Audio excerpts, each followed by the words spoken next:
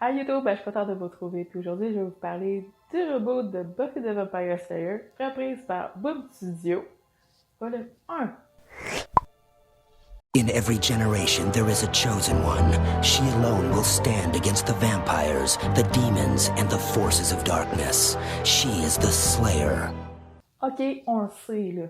Pas besoin de vous résumer c'est quoi. En gros, là, si vous avez vu le film avec Luke Perry, par son âme, la série, les BD, puis les nombreux livres dérivés. Pour vous dire que je suis une grande fan de la série, je m'y tape au moins une fois par année, au grand désarroi de mon chum.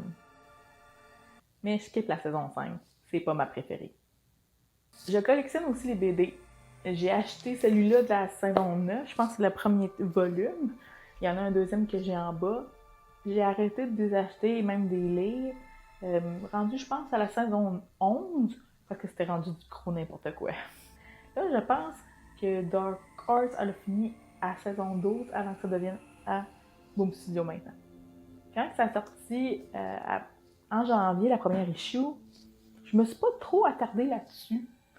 Parce que je me suis dit, non, je te gâche, c'est une continuité de tout ça. Fait que, je me suis pas attardée tant que ça. Mais quand j'en ai entendu parler par le podcast des Mystérieux Étonnants, ça m'a donné la piqûre d'en savoir un petit peu plus. Sur Reboot, on retrouve Buffy au lycée avec toute le Scooby Gang grand complet, c'est-à-dire Giles, Willow, Xander.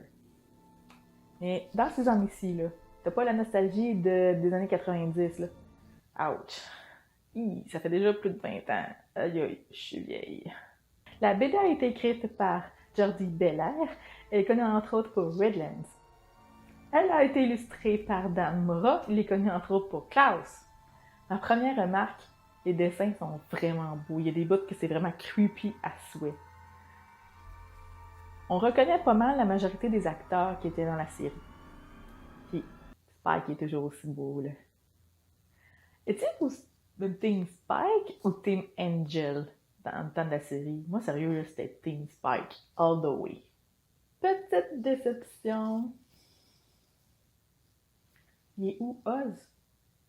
Mais moi, sérieusement, ça m'a fait un petit pincement au cœur parce que moi, lorsque la série jouait, je tripais dessus, mais littéralement dessus.